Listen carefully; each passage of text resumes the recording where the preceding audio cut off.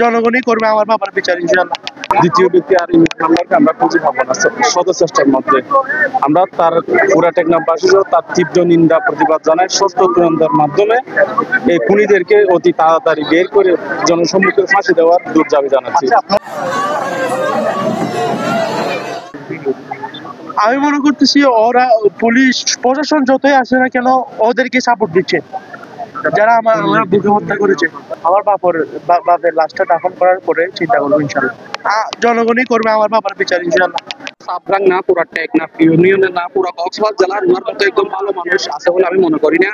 আমি যেটা মনে করি সেটা হচ্ছে ওনার জনপ্রিয়তা এবং ওনার যে বেড়ে ওঠা, ওনার যে মানুষের একটা জনপ্রিয়তা অর্জন করছে, তার জন্য তাকে মানে হত্যা করে হত্যা করে দিচ্ছে। আমার এই দলের এই সাধারণ সম্পাদক আরো রহমান করুক, ক্রীড়া সংগঠনের সাধারণ সম্পাদক দিনী আলম, উনি নাকি ওনাকে ডেকে নিয়ে হত্যা করছে। আলমকে যদি ধরা হয় তখন সবকিছু বাইরে মনে করতেছি যে প্রকৃত যারা খুনি তাদেরকে আইনের আওতায় নিয়ে এসে জনসম্মুখে ফাঁসি দাবি করতেছি আমরা।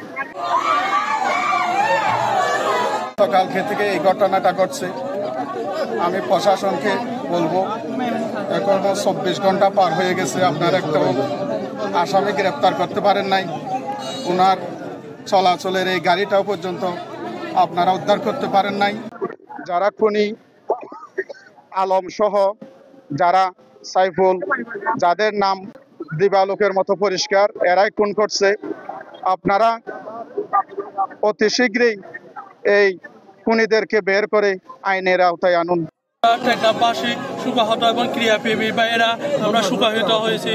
আমি এই আপনাদের মাধ্যমে দৃষ্টি আকর্ষণ করতেছি, সরকারকে আবেদন করবো এই নিউজ মেম্বারকে যারা খুন করছে তাদের শাস্তি দাবি করতেছি এবং তাদেরকে দ্রুত আইনে আওতায় আনার জন্য আহ্বান জানাচ্ছি।